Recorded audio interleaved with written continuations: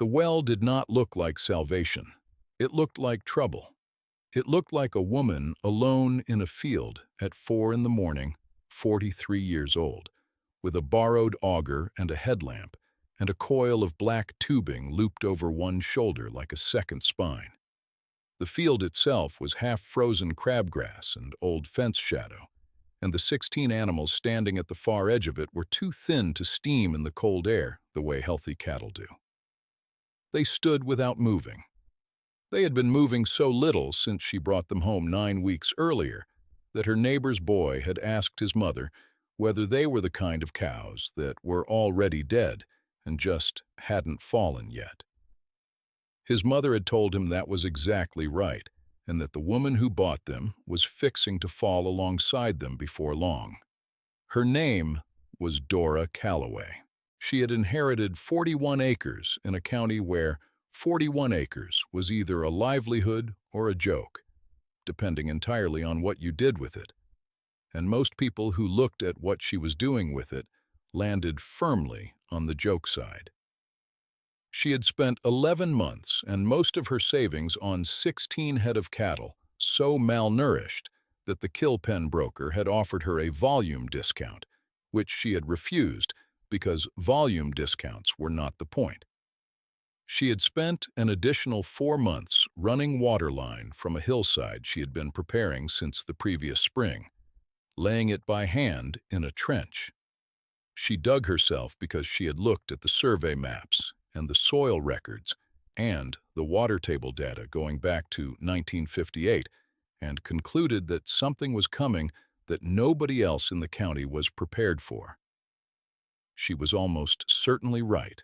She was also almost certainly alone in knowing it, and she had learned by then that being right and alone in knowing something was not a comfort, but a weight. The book that had started all of it was a ledger, actually.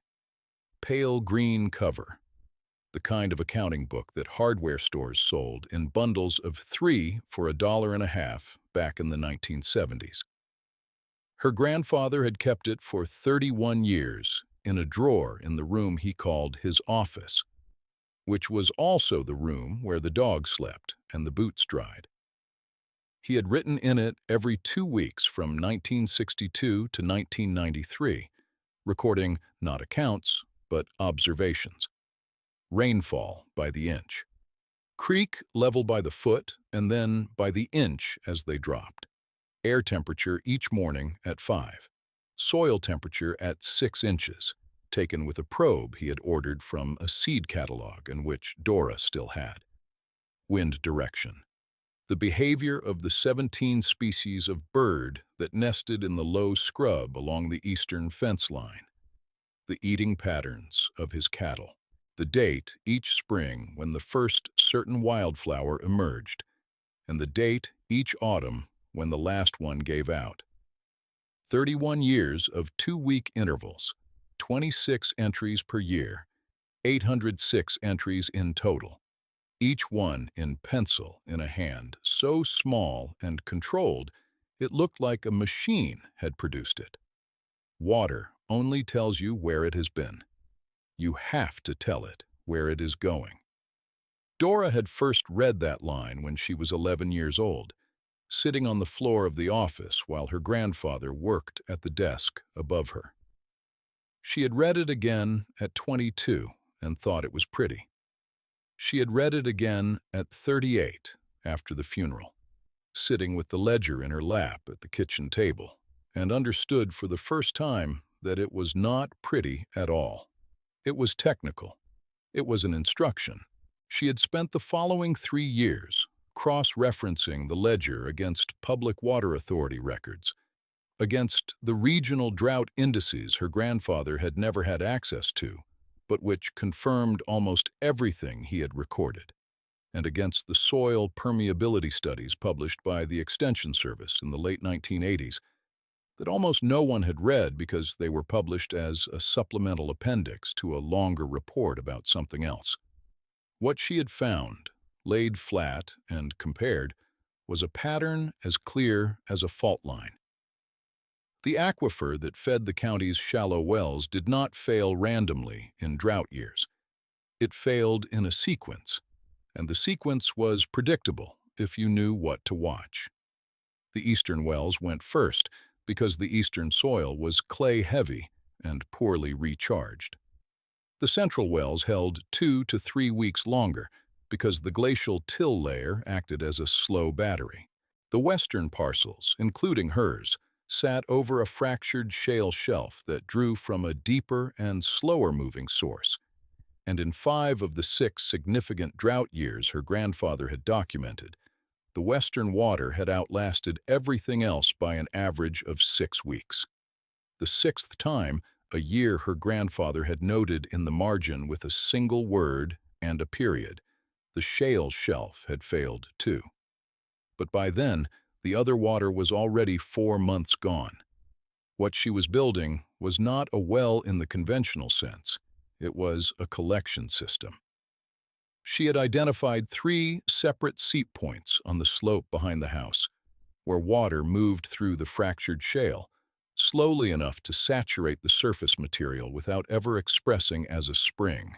She was capturing that seep water at the source, routing it into a buried cistern she had poured herself over the course of 2 weekends in April, and then running gravity-fed distribution lines to a series of slow-fill tanks she had welded together in the barn through the preceding winter.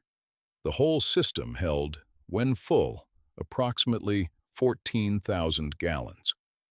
At the rate 16 cattle and 1 household needed water in a dry season, 14,000 gallons was not an emergency reserve. It was a runway. It was time enough for the seeps to continue feeding in and the cistern to stay live, even if nothing else in the county had water at all.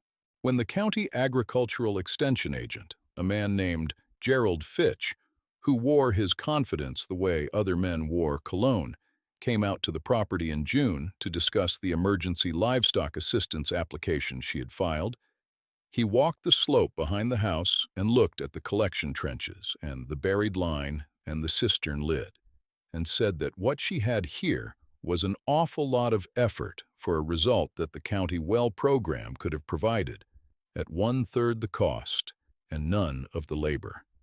He said the region's aquifer was being actively monitored and that the forecasts were not alarming. He said this with his hands in his jacket pockets and a look of patient concern that was, as Dora would later say to no one in particular, the most expensive expression she had ever seen on a man's face. She told him the system was already built. He said he hoped she got some use out of it. He filed the assistance paperwork, which provided her with $400 and a brochure about hay supplementation, and he drove away in his county truck and did not come back. The cattle were recovering, slowly, and then less slowly. By late July, the 2 worst of the 16, a pair of mixed-breed heifers she had named Patience and Conviction, for reasons she did not explain to anyone, had begun to carry themselves differently, higher through the shoulder, steadier in the step. The old horse she kept in the adjoining pen, a 31-year-old bay gelding named Lot, who had outlived every expectation placed on him, watched the heifers each morning with the calm interest of a scholar observing an experiment that was going according to its hypothesis. It was Lot who had found the first seep point 18 months earlier. She had been walking the slope in early March, carrying a surveyor's rod, and her grandfather's ledger opened to the entry from March 14, 1978, which described the ground at the base of the eastern shale outcrop as soft enough to take a boot print to the ankle after a week of no rain at all. She had been looking for that softness. Lot had walked ahead of her and stopped and stood and would not move, and when she came up alongside him, she had put her foot down and felt it give. She had not made a sound. She had simply looked at the gelding, and then at the ground, and then written the coordinates in the margin of the page alongside her grandfather's entry. and the pencil she used was the same one she had taken from the drawer when she first sat down with the ledger, the one that had been sharpened so many times it was barely 3 inches long. He arrived in August, the way important visitors always seemed to do. A man named Theo Ballard, who had driven up from the valley with a livestock transport trailer and a checkbook and a certainty of purpose that announced itself in the way he stepped out of his truck, which was to say, he stepped out of it the way people step out of vehicles they own outright. He had heard about the 16 head from the kill pen, he said, because his cousin had been there the day Dora bought them. He had come to offer her a price on the healthiest animals, the ones that had visibly turned a corner. He said he admired what she was doing. He said it with the warmth of a man who admired things from a reasonable distance. He looked at the system on the slope and said it was ingenious, but probably unnecessary, given the county programs in place. He said the old drought years her grandfather had recorded were not a reliable predictor of current conditions because of improved water management infrastructure. He said the $1,600 he was prepared to offer for 3 animals would more than cover the cost of what she had installed and let her simplify her operation. She listened to all of it. She offered him water from the tap, which he declined because he had a bottle in the truck. She told him the animals were not for sale. He said he understood and gave her his card and said the offer stood through September. She put the card in her shirt pocket and went back to checking the flow rate on the secondary fill line, which was running 4 gallons per hour slower than it had the previous Tuesday, and which she wanted to understand before the week was out. He came back twice more in early September and again just after the equinox, each time with a higher figure and a wider smile. The third visit, he brought a woman from a regional agricultural news publication who wanted to write a story about livestock rescue operations in the county. The woman looked at the collection system and said it reminded her of something she had seen in a documentary about ancient water harvesting in dry climates. She said this admiringly. She photographed the cistern lid and the distribution tanks and wrote 2 sentences about them in a story that was primarily about Theo Ballard's family operation and his investment in regional livestock recovery. Dora was mentioned in the 4th paragraph as a local woman who had purchased distressed animals with unconventional methods. She read it once and set it down and did not read it again. Water only tells you where it has been. You have to tell it where it is going. By the 3rd week of October, the creek that ran along the county road had gone from running to seeping to a dark line of dampness in the sand that you could only see in the early morning before the sun reached it. By Halloween, it was gone. The municipal notices went out the 1st week of November, measured and calm in language, advising reduced consumption and outlining the schedule of well monitoring that was underway. By the middle of November, the monitoring had found what Dora's cross-referenced records had suggested it would find, which was that the eastern wells were drawing air and the central wells were down to the last reliable layer.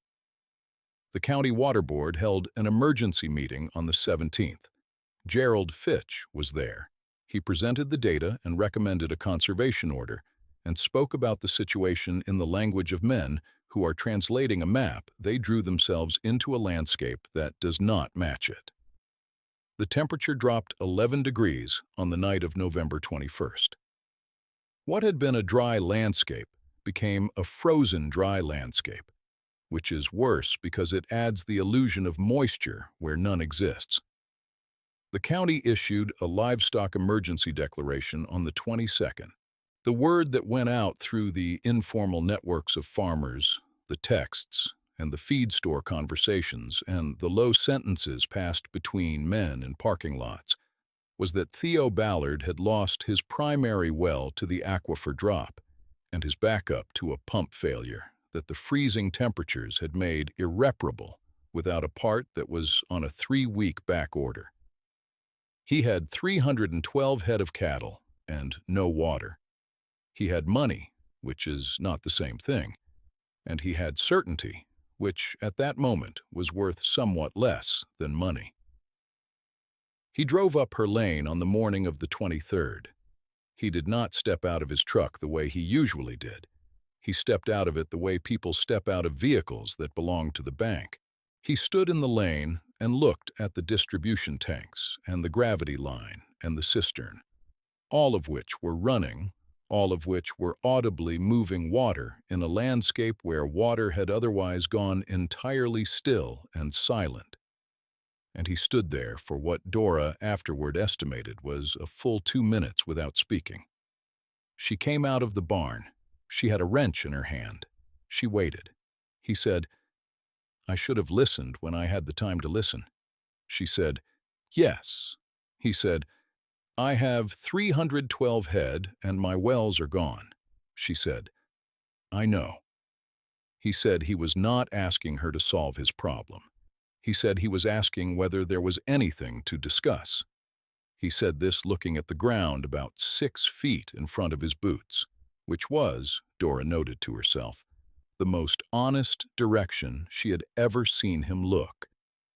She had thought about this moment, not with pleasure, which surprised some people when she described it later, but with the same kind of flat problem-solving attention she brought to the flow rate discrepancy or the soil temperature readings.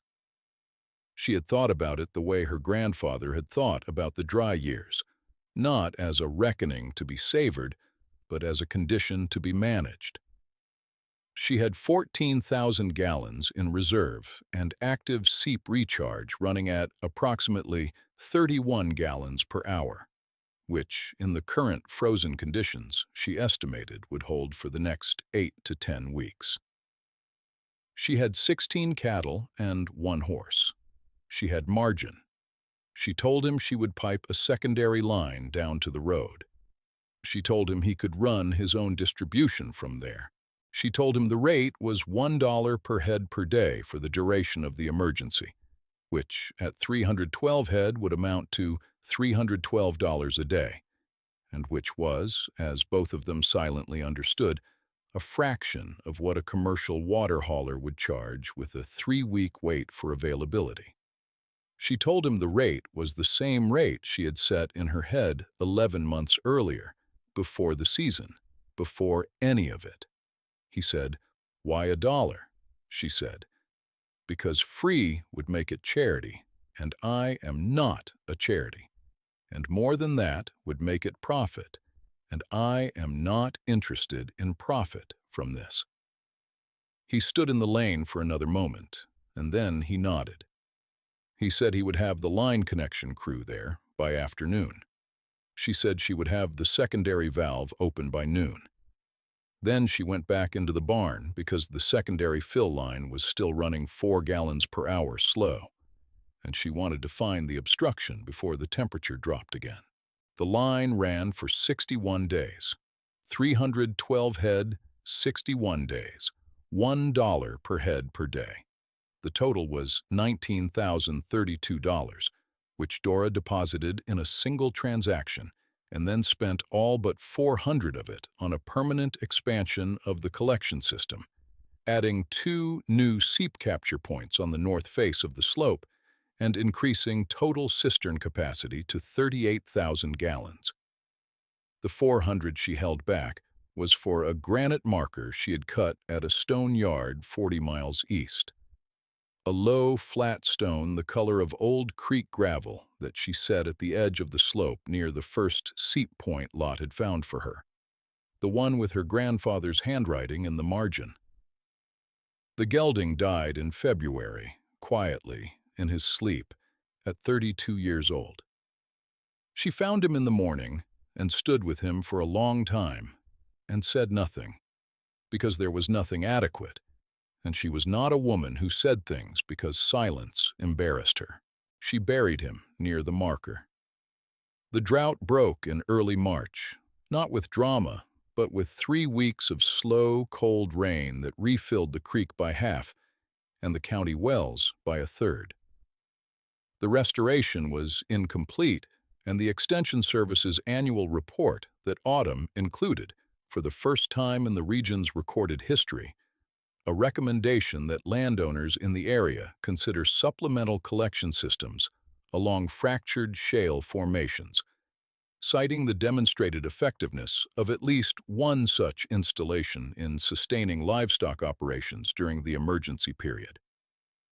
The installation was not named in the report. Dora read the recommendation once, recognized her grandfather's logic translated into bureaucratic language, and put the report in the drawer where the ledger lived. Gerald Fitch came out in April. He stood at the cistern for a while and looked at the expansion work and the new seep lines and the marker at the edge of the slope. He said the system was more sophisticated than he had realized when he had visited before. He said the county would be interested in documenting it for the new preparedness initiative. He had a clipboard. He said this with his hands on the clipboard rather than in his pockets, which she observed and which told her something about the cost of the intervening months to him. She said he was welcome to document it. She said the ledger that had guided the whole project was available for review, and that a copy of the cross-referenced drought analysis was in a binder in the County Extension Library because she had filed it there herself in April of the prior year, which meant it had been available to anyone who looked for 11 months before the emergency. She said this without inflection, which was more devastating than any other way she could have said it. He wrote something on the clipboard and did not respond directly to that last part. Her neighbor's boy was 12 by then. His name was Cale, and he had spent 2 mornings a week on her property since the previous autumn, helping with the cattle, learning the distribution system, carrying a copy of the flow rate log in his back pocket the way other kids carried phones. His mother had come by in January when the emergency was still running, and stood at the fence and watched him check the seep line junctions with a calm and systematic attention that she had never seen in him before in his life. And she had said to Dora, quietly, that she owed her an apology. Dora had said there was nothing to apologize for. The mother had said there was, and that she was apologizing anyway. Dora had said all right, and handed her a cup of coffee through the fence, and they had stood there in the cold without speaking for a while, which was more than adequate. Cale learned to read the ledger that spring, not fluently at first. The pencil was small, and the idiom was old, but by June he was cross-referencing the bird behavior entries against the current season's observations on his own initiative. Sitting at the table in the barn with the pale green book open in front of him and a new notebook beside it, writing in a hand that was already, without anyone teaching him, becoming precise.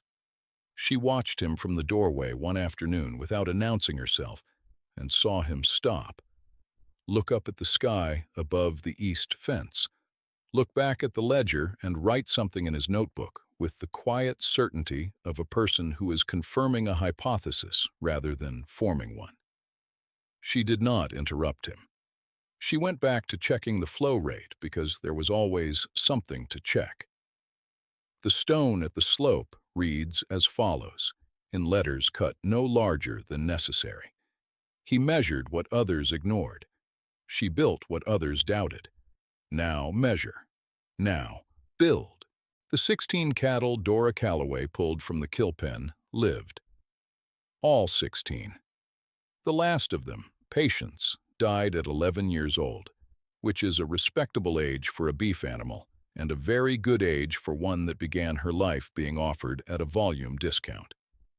By the time Patience died, the county had 3 additional collection systems installed on fractured shale sites identified from the original analysis Dora had filed in the Extension Library. 2 were on neighboring properties, built by neighbors who had asked Dora to walk the ground with them first, and who had paid her nothing for it because she had not asked to be paid. The third was installed by the County Water Authority on land they purchased specifically for the purpose, using the site selection methodology from the extension report, which cited, in a footnote on page 14, the original drought analysis filed by a local landowner and the data source it had drawn from, described as a private agricultural record spanning 31 years. Water only tells you where it has been. You have to tell it where it is going. The pale green ledger is in the drawer. The probe is still in the drawer beside it. Cale's notebook is on the table in the barn, and it is not pale green. It is black, and it is already a third full. The first entry is dated in his handwriting, clean and small, and below the date he wrote the temperature at 5 in the morning, and the rainfall to the inch, and the creek level, and the wind direction. And then he wrote a single additional note in the margin. The way a person writes something they want to be sure the next reader will find. It says, "The water knows the way. We only have to learn to read it."